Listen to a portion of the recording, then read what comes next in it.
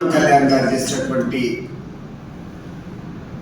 వాళ్ళ కార్యక్రమాలు చూసినప్పుడు పర్ఫార్మెన్స్ అయితే చాలా వీక్, ప్రాపగండా మాత్రం పీక్. వీళ్ళు చేసేటువంటి పనికిమాలిన పనులకు, వీళ్ళు చేసేటువంటి అర్థం లేనటువంటి పనులకన్నిటికీ కూడా ప్రాపగండా క్రియేట్ చేసేదానికి పోటీ పడి మరికొన్ని ఛానళ్ళు కానీ కొన్ని పత్రికలు కానీ తెగించి మరీ పనిచేస్తున్నాయి. ఇటీవల కాలంలో ఈరోజు పేపర్లో అనుకుంటా, ఈనాడు పేపర్లో, ఆంధ్రజ్యోతి పేపర్లో కూడా లోకేష్ గారు 4 గంటల సమయంలో 4,000 మంది బాధితుల యొక్క అర్జీలు తీసుకొని సమస్యను పరిష్కారం చేశాడు అనేటువంటిది ప్రధానంగా ఈరోజు పత్రికల్లో వచ్చింది.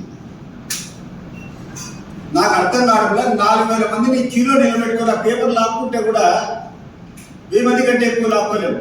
ఒక 1000 మందిని క్యూలో నిలబెట్టుకుని మా దగ్గర పేపర్లు బలవంతంగా ఒక వాల్ఫుటి మీద లాక్కున్నా కూడా 1000 మంది పేపర్లు లాక్కోలేవు. అట్లాంటిది కూర్చొని ఎవడి చెవులో పువ్వులు పెట్టాలనుకుంటున్నారు. అసలు ఇది సాధ్యమా, సాధ్యం కాదా?